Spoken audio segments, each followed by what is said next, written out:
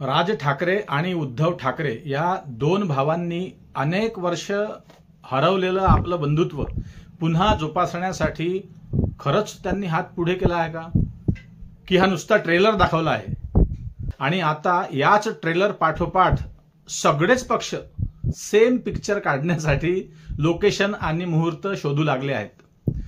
इकडे राज ठाकरेंनी म्हटलं मी टाळी द्यायला तयार आहे, कुणाला? उद्धव ठाकरेंना। उद्धव ठाकरे म्हणतात माझी अजिबात हरकत नाही, मी देखील तयार आहे। हे होत असतानाच, हे घडत असतानाच राज ठाकरे यांनी एका पाठोपाठ महायुतीतील अनेक नेत्यांच्या भेटीगाठी तेव्हा घेतल्या आणि हे दोघंही भाऊ लागलीच परदेशात निघून गेले। महाराष्ट्र बुचकाळ्यात पडला की घडलंय काय आणि घडणार काय। ट्रेलर फेकला आणि पक्षातील कार्यकर्त्यांमध्ये कुजबूज सुरू झाली अख्ख्या महाराष्ट्रात। आणि तुम्हाला माहिती आहे, मुद्द्यासाठी दररोज भटकणाऱ्या पत्रकारांना पुन्हा नवा मुद्दा मिळाला। अशातच एकनाथ शिंदे पुढे एक पत्रकार उभा झाला अचानक रस्त्यात। राज ठाकरे आणि उद्धव ठाकरे एकत्र येण्यावर तुमचं काय मत आहे असं शिंदे साहेबांना त्या पत्रकाराने विचारलं आणि शिंदेंना हा प्रश्न करताच शिंदेंनी पत्रकारांच्या माईकला आपल्या हाताचा जोरात झटका दिला आणि शिंदे त्या पत्रकारावर जाम चिडले। दुसरीकडे देवेंद्र फडणवीस म्हणतात आता ती वेळ नाही आणि मला अजिबात वाटत नाही की हे दोन भाऊ एकत्र येतील। असं कोण म्हणतात? मुख्यमंत्री फडणवीस साहेब। पण हे झालं वरवरचं त्यांचं बोलणं, परंतु आतमध्ये मात्र खिचडीत पाणी जास्त झाल्याने खदखदीचा आवाज बाहेर यायला लागला आहे आणि झाकलेलं लपत नसतं हे तुम्हाला ठाऊक आहे। नेमकं प्रकरण काय आहे, ठाकरे बंधूंनी नेमका झटका कुणाला दिला आहे हे समजून घेण्यासाठीच हा व्हिडिओ कुठेही स्किप न करता शेवटपर्यंत बघा, म्हणजे आपल्या लक्षात येईल। नमस्कार, मी रिनेश रंजन, आपण पाहत आहात बातम्यांची बातमी। उद्धव ठाकरे अजून परदेशातून आले नाहीत आणि राज ठाकरे भारतात आले, पोहोचले आणि परत आल्यावर आता बघा युतीचं घोडं कुठे अडलं आहे हे समजून घेण्यासाठी पत्रकार मात्र उतावीळ झाले आहेत। जसे राजसाहेब आले तसे प्रश्न सुरू झाले।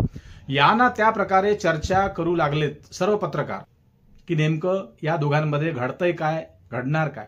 परंतु राज ठाकरे मात्र काही बातमी द्यायला तयार नाहीत। आतली बातमी त्यांनी आतमध्येच ठेवली, पण त्याआधीच एक बातमी भिंतीला भोग पाडून बाहेर आलीच। कुठली बातमी? की उदय सामंत आणि राज ठाकरे यांची भेट झाली हे सूत्रांनी सांगितलं आणि 2च दिवसांपूर्वी सूत्रांचं सूत्र खरं ठरलं। त्याच्या आधी एक बघा टाइम लाईनवर एक बातमी होती, तुमच्या लक्षात असेल, राज ठाकरे यांनी देवेंद्र फडणवीस यांची वर्षा बंगल्यावर भेट घेतली। म्हणजे थोडक्यात मुंबई महानगरपालिका निवडणुका आता पुढे आहेत। राज ठाकरेंच्या इंजिनशिवाय या निवडणुकीला सामोरं जाणं शक्य नाही। एकतर राज ठाकरेंनी स्वतःहून स्किप व्हावं किंवा त्यांना कुणालाही स्किप करता येणार नाही आणि त्यामुळे जरी वरवर देवेंद्र फडणवीस साहेब हे दाखवत असले की आम्हाला काही फरक पडणार नाही, की दोन्ही ठाकरे बंधू जर एकत्र आले तर आमच्यावर काहीही फरक पडणार नाही असं फडणवीस म्हणाले, पण आतल्या घडामोडी बघता असं वाटतं की फडणवीसांच्या पोटात मात्र गोळे यायला सुरुवात झाली आहे, हे लक्षात घ्या। आतल्या हालचालींवरून हे लक्षात येतं की ही सर्व मंडळी या बातमीने आतमधून पुरती बिथरली आहे। काय करावं काही सुचत नाही। राज आणि उद्धव ठाकरे एकत्र येण्याच्या संकेताने भल्या भल्यांच्या बुडाखाली आग लागली आहे। राज ठाकरे नेमकी काय भूमिका यावर घेतात हा नंतरचा भाग जरी असला तरी सध्याच्या घडीला उद्धव साहेब ठाकरे पुन्हा एकदा किंग मेकरच्या भूमिकेत येऊन महायुतीला दणका देऊ शकतात, हे लक्षात घ्या। अर्थात उंटावरून शेळ्या हाकण्यासारखं हे माझं वक्तव्य किंवा हे माझं आकलन किंवा हे माझं स्टेटमेंट अजिबात नाही। एक लक्षात घ्या, ज्यावेळी उद्धव ठाकरेंनी मुख्यमंत्री पदाचा राजीनामा दिला होता तो क्षण अख्ख्या महाराष्ट्राने बघितला। आमदार खासदार त्यांना सोडून गुवाहाटीला खोक्यात बंद झाले हे देखील महाराष्ट्रानेच काय अख्ख्या भारताने बघितलं। एवढंच नाही तर पक्षाचं चिन्ह देखील त्यांच्याकडून हिसकावून घेतलं। त्यावेळी एक अभूतपूर्व सहानुभूतीची लाट उद्धव ठाकरेंच्या बाजूने तयार झाली होती, हे तुम्हाला ठाऊक आहे. आणि मित्र हो, तीच लाट आता पुन्हा तयार होताना दिसत आहे सहानुभूतीची. एकीकडे सुप्रीम कोर्टाने उद्धव ठाकरे यांच्या सुनावणीबद्दल लांबवलेला निर्णय आणि दुसरा मुद्दा हा की राज ठाकरे टाळी देणार म्हणता म्हणता घेतलेला ठाकरेंनी युटर्न. आणि तिसरी मुख्य गोष्ट म्हणजे इतक्या लोकांचा विरोध पत्करून उद्धव ठाकरेंनी शरद पवारांना दिलेली साथ विसरू नका. आणि पवारांनी युतीसोबत जाण्याचा घेतलेला आत्ताचा निर्णय. आणि याही पलीकडे एक गोष्ट आणखी लक्षात घ्या, उद्धव साहेब ठाकरे मुख्यमंत्री असताना तुम्हाला माहिती असेल, महाराष्ट्र विसरला नाही, कोविडचे संकट त्यावेळी देशावर होते. तरी देखील त्यांनी अतिशय शिताफीने आणि अगदी शांततेने त्यावेळी अनेक निर्णय घेतले होते. आणि त्यापैकी एक मुख्य निर्णय तुमच्या लक्षात असेल, तो होता शेतकऱ्यांची कर्जमाफी. ते शब्दाप्रमाणे वागले होते. आपल्याला आठवत असेल की नाही माहीत नाही, कोविड काळात जेव्हा पंतप्रधान नरेंद्र मोदी यांनी देशातील सर्व मुख्यमंत्र्यांची एक ऑनलाईन व्हिडिओ मीटिंग केली होती, त्या बैठकीत मोदींनी उद्धव ठाकरे यांची स्तुती केली होती, हे अख्ख्या महाराष्ट्राने बघितलं. तेव्हा कोविडमुळे असंख्य लोक घरात बंदिस्त असल्याने अनेकांना ती मीटिंग बघायला मिळाली. महाराष्ट्राच्या मुख्यमंत्र्यांचं कौतुक अख्ख्या महाराष्ट्राने ऐकलं होतं. एकंदरीत आता महायुती सरकारचा सावळा गोंधळ बघता अनेक लोकांना हल्ली उद्धव ठाकरेंची आठवण होत आहे. आणि शेतकऱ्यांना तर बिलकुल होत आहे, कारण त्यांची कर्जमाफी केली होती अडचणीच्या काळात. त्यामुळे एक चांगली प्रतिमा पुन्हा लोकांच्या पसंतीस ठाकरे साहेबांची उतरली आहे. आता सर्वात जर महत्वाची कोणती गोष्ट असेल तर ती आहे मुंबई महानगरपालिकेची येणारी निवडणूक. आणि एक लक्षात घ्या, जे लोक मुंबईच्या बाहेर राहतात कदाचित त्यांना ठाऊक नसेल की शिवसेना आणि मुंबई महानगरपालिका हे समीकरण नेमकं काय आहे. इतरत्र महाराष्ट्रात काहीही होऊ शकतं, परंतु मुंबईचे लोक एरवी कुणालाही कौल देतील, परंतु जिथे महानगरपालिकेचा विषय येतो तिथे मात्र शिवसेना आणि ती देखील उद्धव ठाकरेंचीच हा ठप्पा प्रत्येक मुंबईकरांच्या मनात आधीच लागलेला असतो, हे लक्षात घ्या. बाळासाहेब ठाकरेंनी जेव्हापासून शिवसेना स्थापन केली तेव्हापासून एखादा अर्धा अपवाद वगळता कायमस्वरूपी मुंबई महानगरपालिकेवर शिवसेनेचा दबदबा राहिला आहे. शिवसेनेचा झेंडा मुंबई महानगरपालिकेवर राहिला आहे, फडकला आहे. मुंबईमध्ये जे मराठी मतदार आहेत ते आजही बाळासाहेब ठाकरेंच्या नावावर मतदान करतात, हे देखील लक्षात घ्या. बाळासाहेब ठाकरेंनंतर आता ती परंपरा मतदारांनी उद्धव ठाकरेंसोबत सुरू ठेवली आहे.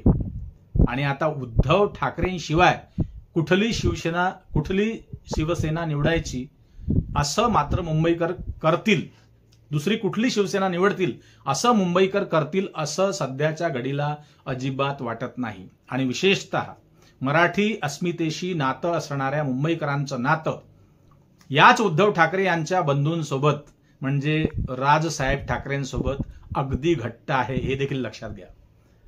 भलेही महानगरपालिकेवर मनसेची सत्ता नसू द्या, परंतु सर्व मराठी मुंबईकरांचं प्रेम हे बाळासाहेबांवर असल्याने आता तो जिव्हाळा, ते प्रेम दोन्ही भावांच्या वाट्याला सारखं आलं आहे, हे देखील लक्षात घ्या. राज ठाकरे यांना मानणारा एक मोठा वर्ग मुंबईमध्ये आजही शाबूत आहे. आणि हेच राज ठाकरे महानगरपालिका निवडणुकीला नेमकी कोणती घेतील, ती भूमिका सर्वच पक्षांसाठी निर्णायक ठरणार आहे. आणि विशेषतः उद्धव ठाकरे आणि राज ठाकरे हे दोन बंधू एक होणार, ही बातमी आल्याबरोबर विरोधकांची झोप उडाली आहे. कारण ठाकरे परिवार आणि मुंबई हे समीकरण महाराष्ट्रातील प्रत्येक नेत्याला आणि प्रत्येक पक्षाला ठाऊक आहे. अर्थात हे दोन भाऊ एकत्र येतील ही बाब अजूनही तळ्यात मळ्यात जरी असली असू द्या, ज्या पद्धतीने शरद पवार साहेबांनी गुगली टाकली की दोन्ही राष्ट्रवादी पक्ष आता एकत्र येतील, परंतु निर्णय कोण घेईल, तर त्यांनी सांगून टाकलं की तो निर्णय सुप्रिया सुळेंनी घ्यावा. आता शरद पवारांना आपला पॉवर सेपरेट चालणार नसल्याची चाहूल लागल्याने विलिनीकरणाचा पत्ता पवारांनी आता नवा फेकला आहे. आणि याच गोष्टीला समांतर दृष्टीने पाहिलं तर राज ठाकरेंना देखील विधानसभा निवडणुकीला पराभव स्वीकारावा लागला होता. पराभव म्हणजे अर्थात भोपळा, शून्य मिळालं त्यांच्या वाट्याला. त्यामुळे त्यांना देखील बंधुप्रेमाची आठवण आता ऐन वेळेवर झाली आहे का, हा देखील प्रश्न आहे. त्यापैकी सत्य काहीही असो वा नसो, परंतु सध्याची परिस्थिती पाहता, आताची कंडिशन बघता उद्धव ठाकरेंच्या बाजूने जनता तेव्हाही होती आणि आजही आहे असे संकेत दिसत आहेत. कारण काय, सहानुभूतीची प्रचंड लाट. आणखी स्पष्ट बोलायचं झाल्यास एखाद्या सिनेमातील सकारात्मक भूमिका निभावणाऱ्या नटाला एका वेगळ्या अँगलने प्रेक्षक बघतात हे लक्षात घ्या. कलेच्या दृष्टीने विलन कितीही मोठा कलाकार असला, कितीही त्याची मोठी अदाकारी असली, त्याचं सादरीकरण असलं, तरी सिनेमागृहात बसलेल्या प्रत्येक प्रेक्षकांची दाद शेवटी कथेच्या रूपाने का होईना पण ती नायकासोबतच असते, सिनेमातल्या हिरो सोबतच असते, लक्षात घ्या. त्यामुळे पुन्हा एकदा उद्धव ठाकरे हेच किंग मेकर होतील आणि राज ठाकरे जर का सोबत असले तर हा महाराष्ट्र भविष्यात पुन्हा उद्धव ठाकरेंच्या दिशेने धाव घेईल, हे निश्चित आहे. असो, आपल्याला नेमकं या विषयाबद्दल काय वाटतं ते कमेंटमध्ये नक्की लिहा, व्यक्त व्हा बिनधास्तपणे. महाराष्ट्राच्या जनजागृतीसाठी, महाराष्ट्राच्या हितासाठी नेहमीच बातम्यांची खडानखडा माहिती घेऊन आपल्यापर्यंत ती पोहोचली पाहिजे, ही काळजी आम्हाला असणं ही काळाची गरज आहे, हे देखील लक्षात घ्या. आणि म्हणूनच हा व्हिडिओ मित्रहो जास्तीत जास्त लोकांपर्यंत महाराष्ट्रभर पोहोचवा, शेअर करा. चॅनलवर नवीन असाल तर सबस्क्राईब करायला विसरू नका. सबस्क्राईब अवश्य करा आणि जास्तीत जास्त लोकांना व्हिडिओ शेअर करा. पुन्हा भेटू नवीन विषयावर बोलण्यासाठी नव्या दिवशी नव्या दमानं. तोपर्यंत नमस्कार. जय हिंद, जय महाराष्ट्र.